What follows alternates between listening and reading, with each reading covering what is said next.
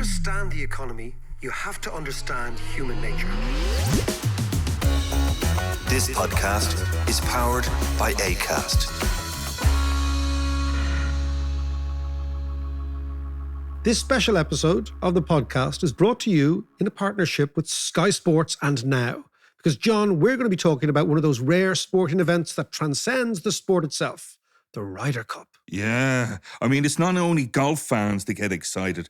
The Ryder Cup has become one of those global spectacles, like the Super Bowl or the World Cup, where suddenly everybody's talking about it, even the people who wouldn't normally sit down and watch 18 holes. Absolutely right, and the timing couldn't be better for Ireland because golf has never been stronger. We've had Rory McIlroy's Masters win, but he's just won the Irish Open at the K Club, and the grassroots participation is booming, from kids' golf camps to women taking up the game in record numbers. Even those new social driving ranges you see popping up are packed. Exactly. Golf is buzzing in Ireland right now, and the Ryder Cup is the jewel in the crown. A team event, a multi-format showdown, a biennial battle that's as much about pride and drama as it is about sport. And intercontinental drama and sporting occasion, John. So in this episode, we're going to explore what this golf surge means for Ireland, not just in terms of the sport, but the economy too. From tourism to broadcasting to local clubs filling up, golf is becoming a real economic driver here. And of course, if you don't want to miss a single shot from Bethpage Black in New York this weekend, there's only one place to watch it. All 3 days of the Ryder Cup is exclusively live on Sky Sports. So if you're a Sky customer, you can upgrade to Sky Sports today for just €20 a month for 6 months. And if you don't have Sky, no problem. You can stream all the action and the drama with a sports membership from Now. That's €20 a month for 12 months. Cancel anytime.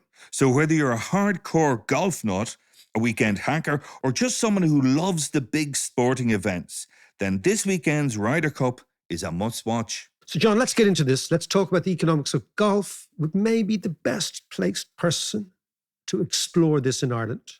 Donald Casey, the former chief executive of Rory McIlroy Inc.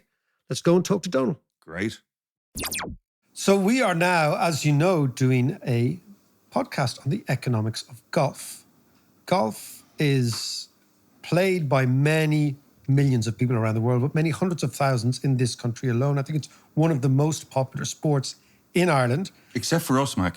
Except for us, I know. So John and I are committed non-golfers, but that doesn't mean we're not interested in it. We just have never swung a club. Yeah. And I also believe it's a very hard game to play properly. I'm not sure we have enough time left in our lives to perfect golf. Perfect that swing. But one man who does understand the economics of golf is our next guest, who is Donald Casey, who was, for a decade, the chief executive of Rory McIlroy Inc. So if any man understands the world of golf, it's Donald. He's in the basement. He's in the HQ. Donald, how are you? Welcome to the HQ. Thanks very much, David. Thanks for having me here. Not at all. Listen, it's an absolute pleasure. And again, what I'm saying is somebody who really understands the economics and the business of golf. Just one thing I want to start. I read a statistic the other day about, per head of population, just how successful Ireland is in golf. This is Ireland, the island, including the north, in terms of winners of majors in the last 20 years. Yeah, it's extraordinary. So Ireland is, obviously we started with Padraig Harrington in 2007. He won 3. Then it rolled into Graham McDowell, won the US Open in 2010, Darren Clarke in 2011, and then Rory started with his first of his 5 in 2014 and Shane in 2019. So like per head of population anywhere in the world, it's the most majors in the last 20 years, which is I think sometimes we don't even understand ourselves how big this is. And, you know, in such a global sport, 100 million people probably play it globally. How come little old Ireland could be so successful? So I think the answer is reasonably simple. It's really around accessibility. Like the sport is played everywhere in Ireland. It's very accessible compared to other countries, even England. Scotland is probably the only comparator in terms of accessibility. It's way more accessible than it is in the US. It's an everyman game. All of those major champions come from humble beginnings. So it's a bit like you write about it sometimes in accessibility to education. Like, so everybody in Ireland can get into college, which means that any super bright person gets the opportunity to express their talent. And it's kind of the same in golf. Like if anybody on the island of Ireland has a natural talent for golf, they will probably find their way to a golf club. They will probably find their way to a program, and they will get to express it. And then they get to be nurtured and developed. The game in Ireland is a very natural game. We've got the elements, we've got the courses, we've got there's a very good program of tournaments at underage level. So if you're good, the process will find you. You will be discovered. And that's kind of where the five of them have come from. And obviously, Padraig, he kind of led the way. He broke the mold. Absolutely. So I knew Padraig very well right at the beginning of his career. And he just had an extraordinary mindset. Like, it's not that he was the most talented golfer in the world, and he would tell you this himself, but he ended up having an extraordinary mind for it. And in terms of his focus? And just in terms of he kind of understood golf, the real essence of it, which was like, it's not how good you are, it's what you make of the game. Like, the game is kind of a philosophical pursuit. It's like what you explain that to me. Yeah, so it's like what you said at the beginning in the intro. It's a very hard game. It's a capricious game. Yes, like it's a game of highs and lows. It's extremely difficult to play at their level, at the majors level, and you need an unbelievably strong mind to be able to do it. And that's what Padraig had. He always found a way to shoot 71, even if he was playing badly. And then, funny enough, if you can find a way to shoot 71 when you're playing badly, then you'll find a way to shoot 65 when you're playing well. On a good day. And all of a sudden, if your bad days aren't that bad and your good days are good, the next thing you're kind of going up through the ranks, you're playing in Ryder Cups, you're winning tournaments, and then all of a sudden you're competing in majors, you're challenging in majors, which, he did for several years before he won. And then he won three in 2 years, and that then opened the floodgates for everyone. Graham McDowell, Darren, they look at him and say, well, if he can win them, I can win them. Yeah. And it kind of leads, you kind of every sport nears a hero, and it's somebody who's local who's done it. Yeah, so you get a little cascade effect. And then, so we've had 5 major champions in a very, very short space of time, having waited 60 years for Padraig. Well, I mean, it's extraordinary. I compare it only to a game like tennis, where it's a singular game. Yeah. Where Ireland has never, ever come anywhere close to producing, even we've produced good tennis players, but tennis players who can really compete. So the difficulty of getting to the top, I suspect, in golf is akin to something like tennis. You really need academies, culture, accessibility. As you said, if the kids are good, they need an avenue through which they can actually progress. But I want to ask you about the psychology of the course. Because when I'm listening to golf, let's say on the radio it's on, or I'm watching the telly, or we're going, towards the end of a majors, what I hear commentators talk about is mental toughness, psychology, emotional balance, all these factors. Yeah, resilience. It's an extraordinarily difficult game with extraordinarily fine margins between winning and losing. Lots of randomness, lots of bounces that, you can hit exactly the same shot and have very different outcomes, with very marginal differences. So you really need a mindset that kind of is willing to absorb all that randomness. And you say, look, I have to just play the cards that I'm dealt. I have to deal with what I'm presented with. I have to deal with the elements as they are. And it's amazing how few people get there. The biggest trap in golf is the pursuit of perfection. There's some formula out there that I can kind of squeeze the randomness out of the game. That's that is the trap. And that's the road. That's the road to mediocrity, really. No, that's the road to hardship. It's the road to poverty. It's the road to nowhere. There is no perfection. We don't want to go on that road. That road is no good for any of us. Well, you're talking about the psychology of golf there as well. I know it's definitely a mood changer, because when friends of mine go out and have a bad round of golf, it changes the mood entirely for the weekend. They're brutal for the terrible, they're shite pint goers after it. Exactly. No, golf, there's no crack. It has the full spectrum of emotion. You go from the agony and ecstasy is kind of within their traveling in very close proximity. And right until the very last hole, you can go from kind of a joyous experience to absolutely distraught walking off. If you have a terrible I've seen it. I've seen it. So that's the joy of the game. No, of course, and that is the joy because it's actually unbelievably unpredictable. Yeah, and that I presume is what keeps people. It keeps the itch. It keeps you going. Oh, I'm going to get back there. But let's talk about the economics of golf. We'll talk about the macro before we talk about the micro. Okay. Look, the top line figures. It seems to me, like all sport in the last 10 years, that the money in golf has exploded. Explain to me what's going on, the big trends. Okay, so the big trends, I mean, it is like the money has exploded. So we'd start with the professional game, but the professional game is actually a very small part of the overall golf pyramid, which is an enormous global leisure pursuit. So there was 1 billion rounds of golf played last year. Wow. Which is that's mad. Which is a huge number.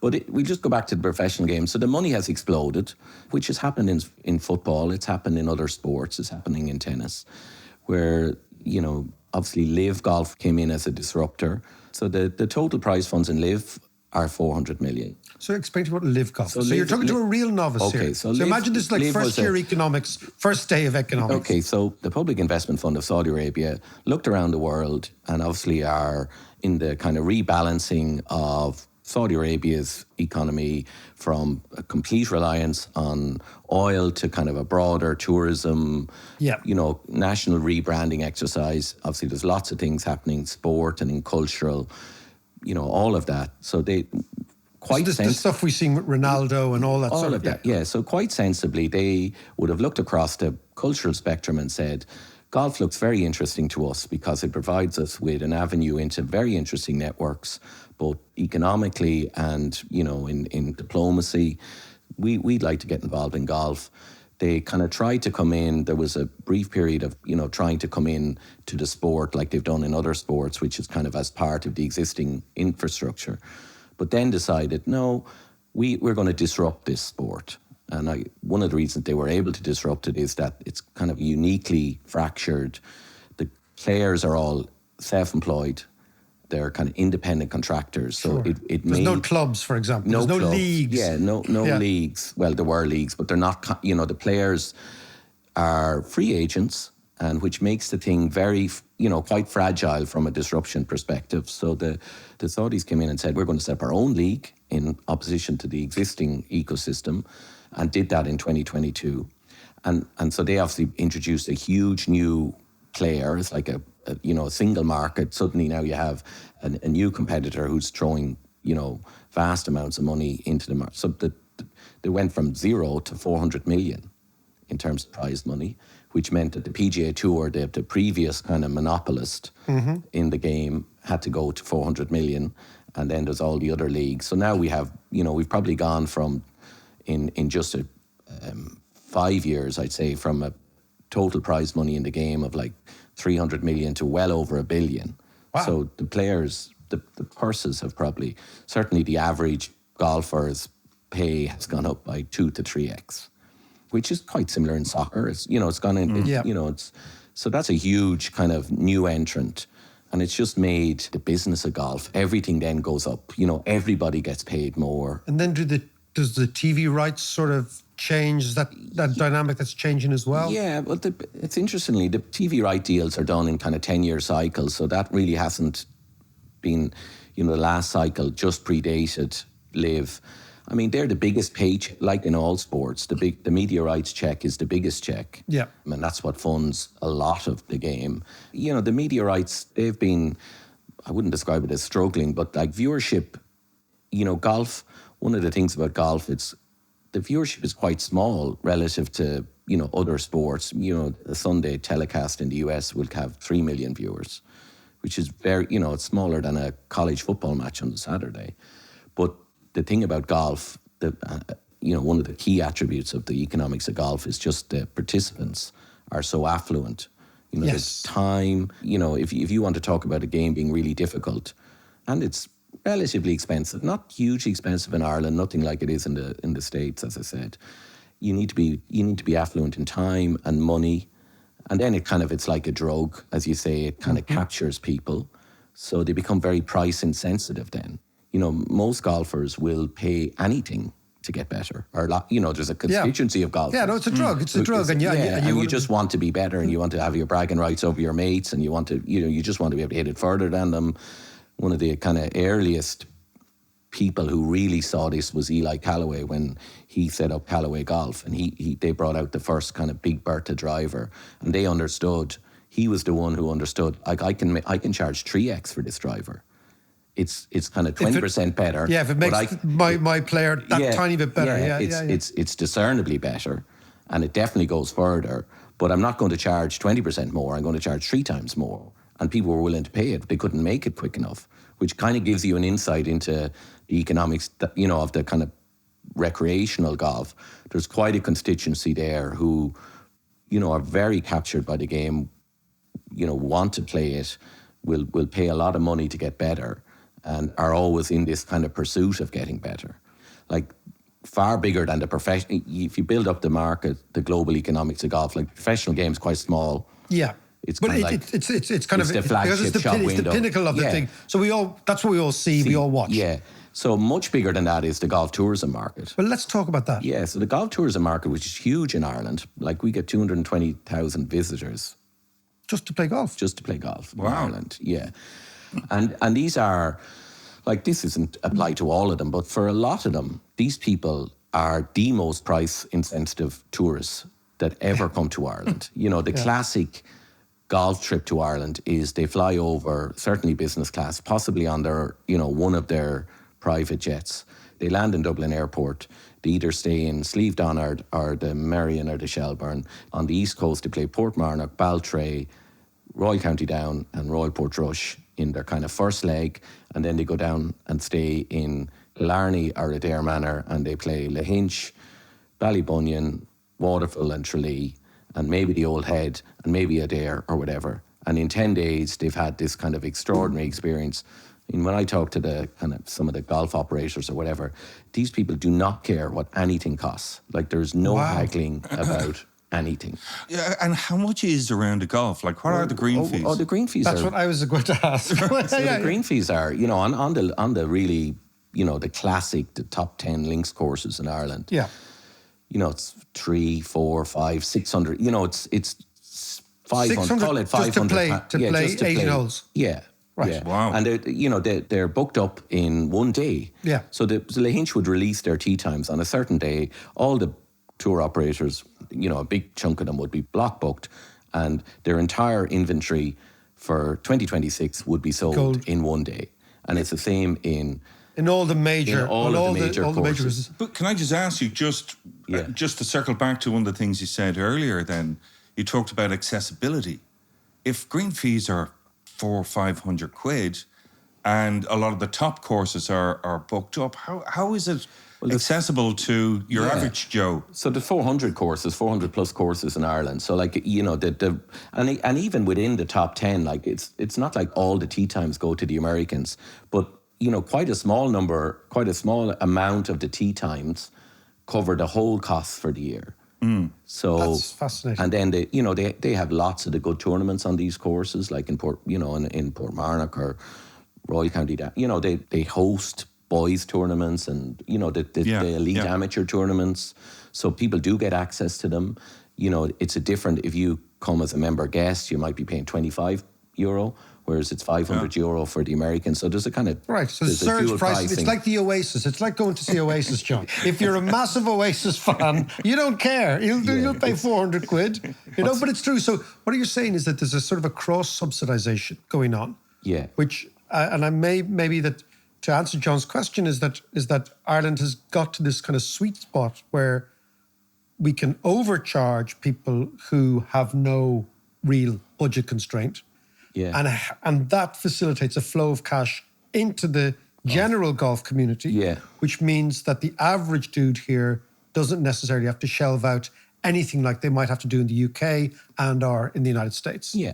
Okay. I think that's fair. And is there like, so for example, is there in Golf Ireland, are there strategists? Is there a financial plan? Is there somebody at the top thinking all the time about where we're going? What are the trends? Where we position ourselves? Well, I think a lot of it is kind of organic. A lot of it just happens because the products are so good. Like, it's very finite, the world's links golf courses. I don't know, I can't remember the number, but it's a very small number. Like, it might be just only 200 links golf courses in the These world. are the ones up on the seaside. On the seaside. Right. And they're very I'm telling you, Seaside golf. I'm really, like, I am really, Yeah, you're so there's talking to a very real Egypt here when it comes to... Ireland and Scotland have, you know, the bulk of the world's links golf courses, which kind of capture the imagination in America because they're so different. And not just in America, but like in Asian tours and Japan and Europe, everyone wants to play them. They're kind of spectacular pieces of property. It's very natural, exposed to the elements. It's very different from what the golf they would be used to. So it's kind of, we have this kind of natural resource. You know, as I say, it's a supply constraint, really. Yeah. Like, you would fill more and more inventory if you had it. You Yeah. know, and golf, believe it or not, in Ireland now, and this comes from COVID, like, golf was struggling for the 10 years before COVID, from 2008. Okay. You know, golf globally was kind of like in a 2% decline a year. And courses were shuttering, not by many, but just small numbers, Yeah. less so in Ireland. You know, so that was kind of the trend, and it was seen as an older demographic sport, and we'll come back to this now in a minute with demographics, an older demographic sport that was in a kind of sunset and was struggling to capture the younger market, exactly, who were busy and all of the rest. And what happened then was COVID. So if you had wanted a strategy for golf and you'd looked at this 10-year kind of leakage or slow decline, you would have said, you wouldn't have got there, but like what you would have come up with for, if we want to turbocharge this unbelievable game, which has been around for hundreds of years and is kind of slightly stagnant, we're going to have a global pandemic. And we're going to have everybody out of doors, young and old, and we're going to be naturally socially distant. And people would say, oh, that's golf. So everywhere in I hadn't thought of that at all. Everywhere. So the pandemic was just an absolute boom. Gold rush Really? for golf. Wow, yeah. I mean, golf is supply constrained now in Ireland significantly. Every single club would have timesheet, like their timesheets would be full. You know, it's harder to get out. You know, it's. So the numbers have exploded since COVID. Yeah, exploded. Like, club membership has probably gone up 25%. I mean, maybe there's 250,000 members excluding juniors, but there's another 250,000 playing golf who aren't club members. So there is the 500,000. Huge. Yeah. 20% increase is huge in any business. Yeah, and that's globally. So golf just went through this boom because we all had nothing else to do, and it was just, you know, and it is a great game. There is, as I sometimes say, there is inherent truth in the game. Like, it is a fascinating game. You never gets boring if you can kind of get over the canyon of learning it, which is not easy. But once you get there, it's a lifelong pursuit. It's very health-giving, very health protective from all the walking. It's very socially protective because of the club structure. You know, it really is a great game.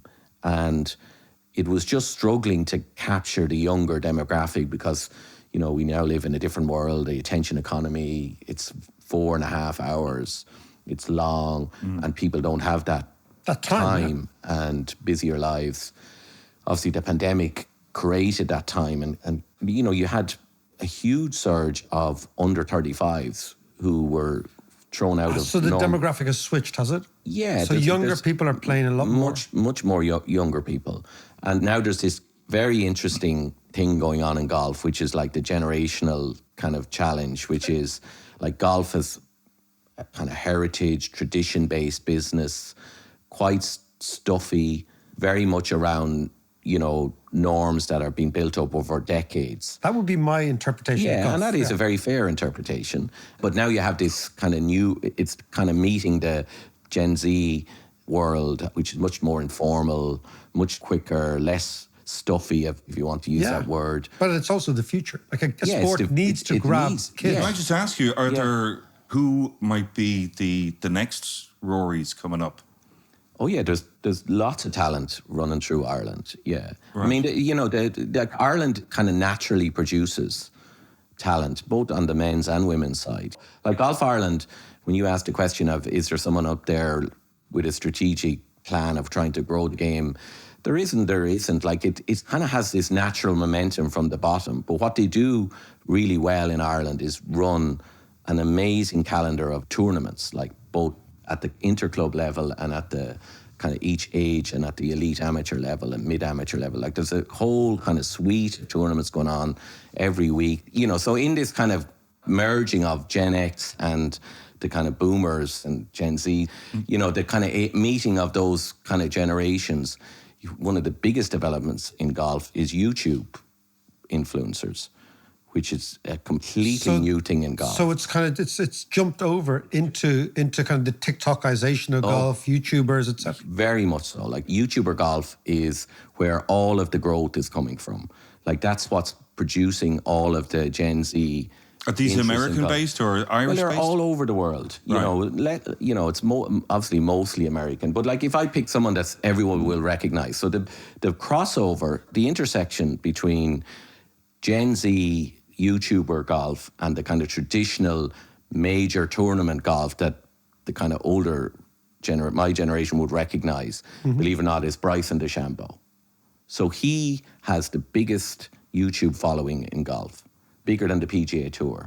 He's built a following of 2.4 million subscribers. No way. So he has reached a generation that the traditional golf broadcast has not reached. Right, because the way the traditional golf, when I see Donald Trump playing golf, that kind of accords with my view that, golf is played by business guys, older guys, and what you're saying is, in actual fact, the last few years you've seen a complete change in the demography of golf and consequently the economics of golf. Yeah, well, that YouTube phenomenon has kind of reached into the younger generation. And it's interesting you bring up Donald Trump, because Bryson DeChambeau's most viewed video, 17 million views, is playing golf with Donald Trump. Right. Of course. Right. By the way, I've always thought that the Irish Department of Foreign Affairs, when the Trump relation gets really tricky, they should engage Rory as a sort of a shadow diplomat, to sort of the Trump whisperer.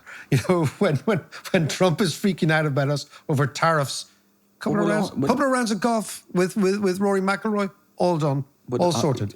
But absolutely yes is the question. No, I'm serious. Because, this is real soft power. It's soft power. So that's what I was saying about the Saudis. Like they were right. Like they figured out that if we want to maximize our soft power, possibly the most efficient channel to do that is through golf. You can access through golf all of the American presidents. Because even in my 10 years with Rory, I met Bill Clinton, I met George W. Bush, I only missed Obama, Rory playing with Obama by one day, but I was kind of, I heard all about it and thing. I actually met Donald Trump. I had lunch with Donald Trump way back in 2015 before he was and he was extremely conversant. You went for burgers, did you?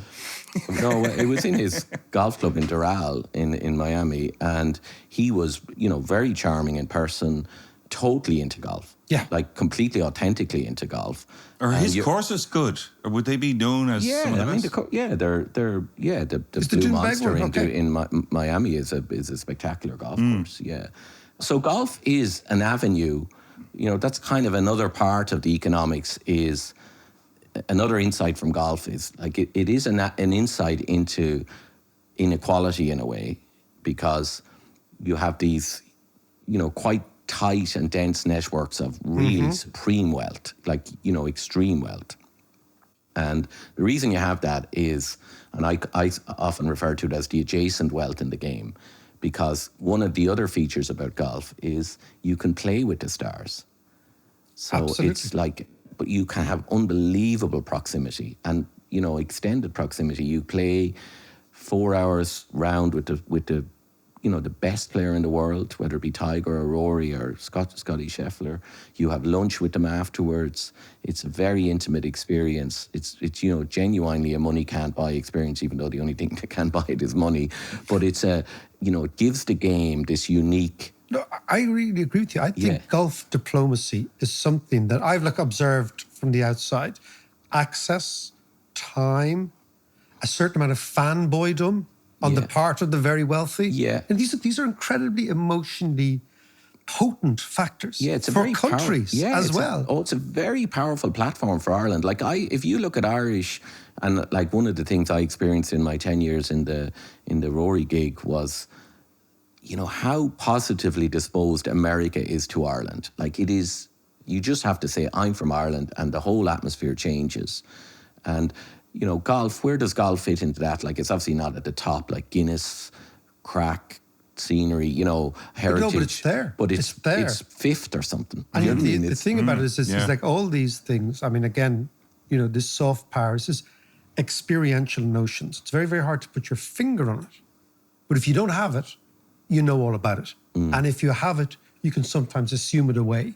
And I think that golf, in the mind of, let's say, corporate America, business America, politics America, looms very, very large. Looms very, very large. Oh, it does. Like golf. So within the business model, again, back to the economics of golf, within the business model of golf, hosting is a huge thing. So you think about all these tournaments and you wonder, so the players are playing for whatever, you know, really big sums of money now, 20 million for the biggest tournaments, $20 million.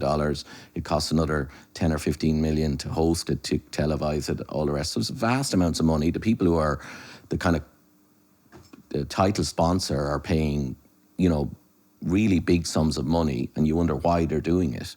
You know, because it's only so much of it is remunerated by the viewership. Some of it is, but not all of it. A big part of the business rationale is the B2B side of it. So they are assured of having their top customers at the tournament, because it's a very different experience when you're there as a guest of the title sponsor. And then obviously for the top customers, they're in the Pro-Am. And then for the very top customer or two, they're playing with Rory or playing on the tournament course on the day before the tournament. And this is a genuine, you know, it's a really incredibly powerful relationship asset. So that brings me to the business of the very top of the game. You are one of the very few people worldwide to have had exposure to this, to be a controlling member of a very, very small elite sporting organization.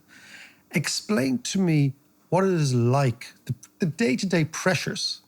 Because when I look at golfers, when I look at the golf business, there's so much money involved in it, so much pressure, the margins are so fine, as you say, but the margins are fine, but the consequences of the fine margins are even bigger. What was that like? What was 10 years working at the top like? I wouldn't describe it as pressure at all. Like it was, you know, for me as a complete golf nerd, it was just fun. Like, But how did you meet Rory McIlroy? well, it's Like, just a whole. It's a really too long a story. It's just a whole series of kind of coincidences. That's all. It actually started with Padraig Harrington. You know, that's kind of the genesis back in the probably 15 years before, when I was in Irish Life and we sponsored Padraig Harrington. We were his first, you know, so that kind of slowly, but there's a whole kind of, it's just a randomness on steroids. But so you end up there, and like there wasn't a lot of pressure because you're dealing with Rory McIlroy, and like it was quite simple in my mind, which was he was a generational talent. He was an extraordinary property. You know, if you wanted to be associated, if you wanted a partnership with him, it was going to be an extremely premium price, and that was it. And if you didn't want it, you didn't want it. So like if you're a Nike, there's a price. Yeah, and that's it. Like you can be super confident with someone like Rory, because he's like, the thing about it was almost everywhere you went in the world, he was the most popular player. And it's kind of unusual. You were kind of always kind of intrigued by it and trying to say, I wonder why. And there was, obviously, there's some kind of subconscious dynamic going on there around freedom, the way the expressiveness, vulnerability was a word too that we used because, you know, he was boyish and people connected with that. Whatever it was, I think it was a combination of this kind of unbelievable artistry, you know, freedom.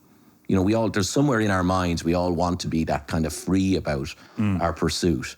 And then there was his kind of boyishness, you know, so he's not some kind of Superman, do you know what I mean? He was kind of very much every man in stature.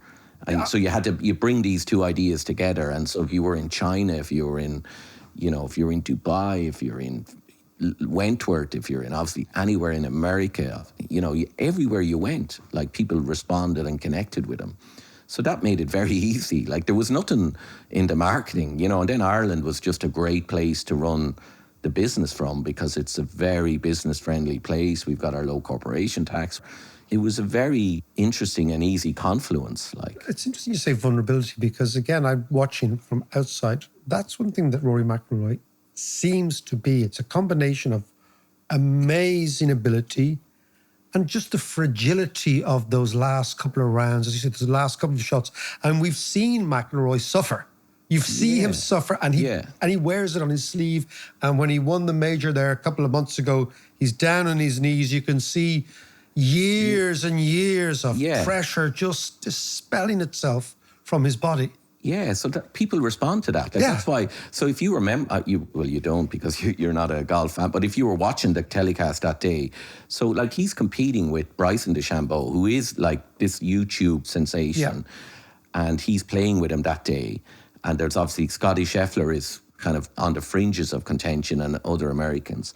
But the crowd has completely coalesced around Rory. You know, there's chants of Rory all the way through the tournament. And then when the scoreboards changed, which they do in Augusta, because it's kind of a unique experience when the scoreboards change, so that's the only way scores are communicated around the course. When his scores went up, there was kind of cheers all over the course. So people do respond to that. People do respond to that kind of, I suppose it's just, they feel they're seeing the real person. Has Rory McIlroy has he changed golf, do you think?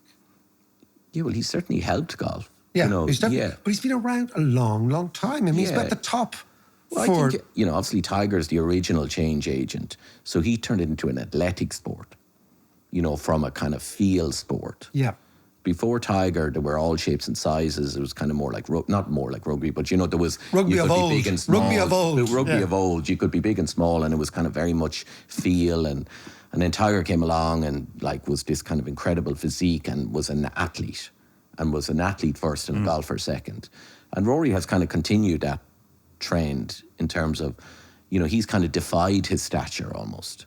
And the thing I say about him, you know, his longevity is extraordinary. Like he's 800 weeks or closing in on it at the top, in the top 10 of the world, which is again a mind-blowing number. That is mind-blowing because that level of consistency is extraordinary. In January, he will be the second longest, and it's already baked in. He can't be outside the top 10 for the next probably 60 weeks. So he's already baked in at just below second to Tiger and is almost certainly trajecting above Tiger.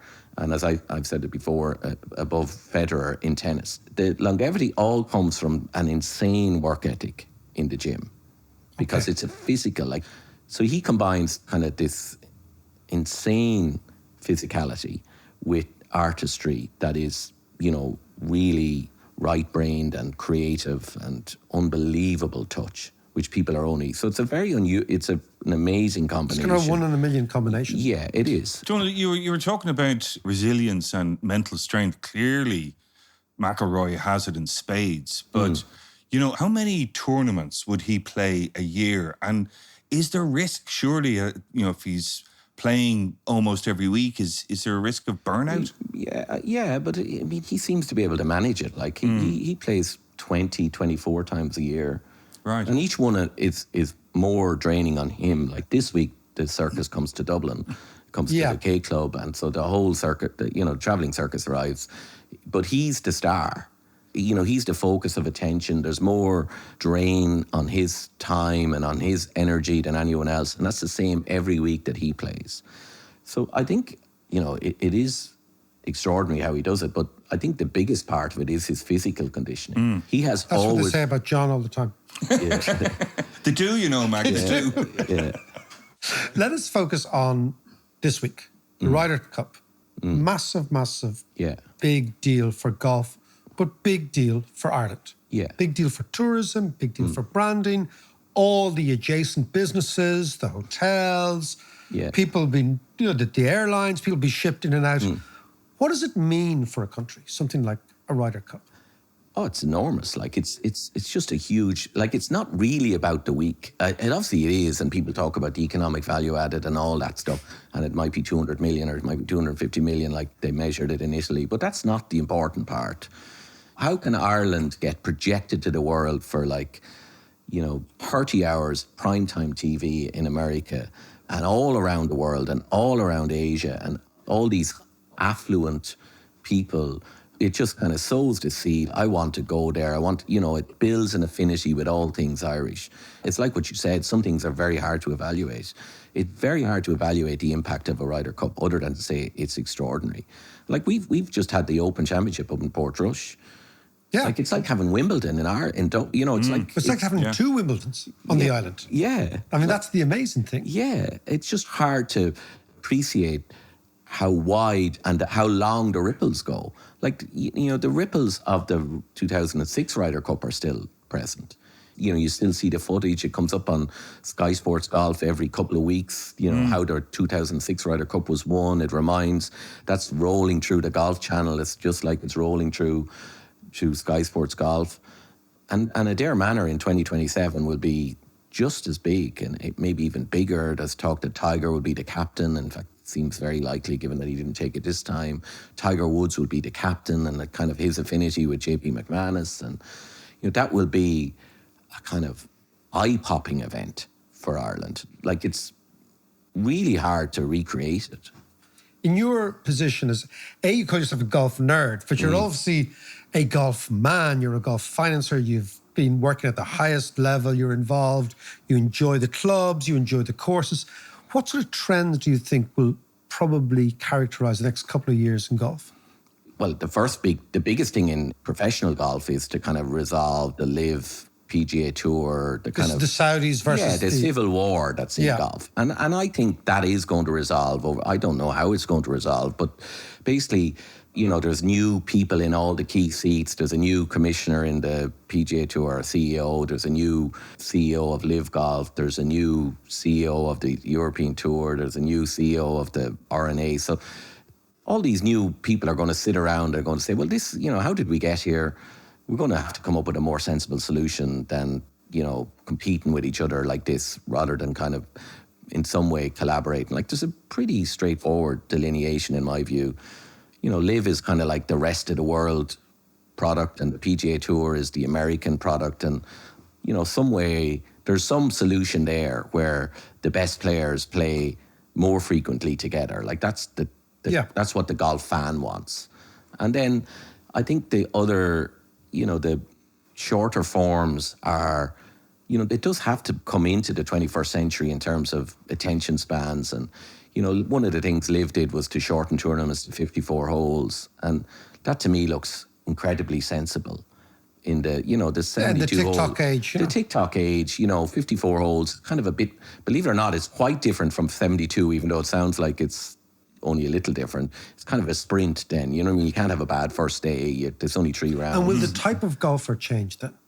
Yeah, well, I think the type of golfer is changing. Like, this growth in the COVID-inspired growth in that demographic, in the younger demographic, they have stayed with the game. They're being kept in the game, the YouTube influence, and they're consuming different content. They are going to stay in the game.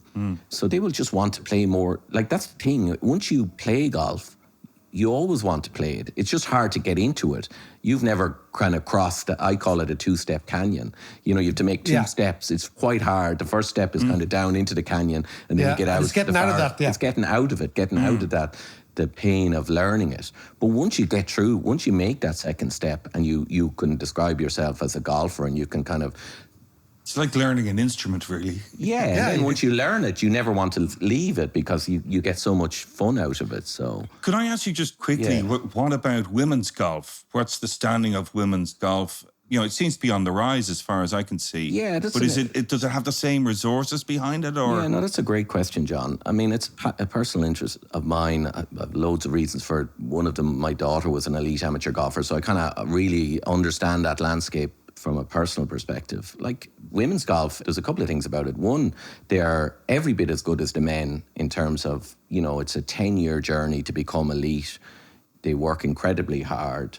It's actually more relatable as a game to stand, for the average person to be at a women's golf tournament. It kind of looks more like golf, their golf, because it's kind of just the power of the men's game is kind of almost out of, stratospherically away from what you experience.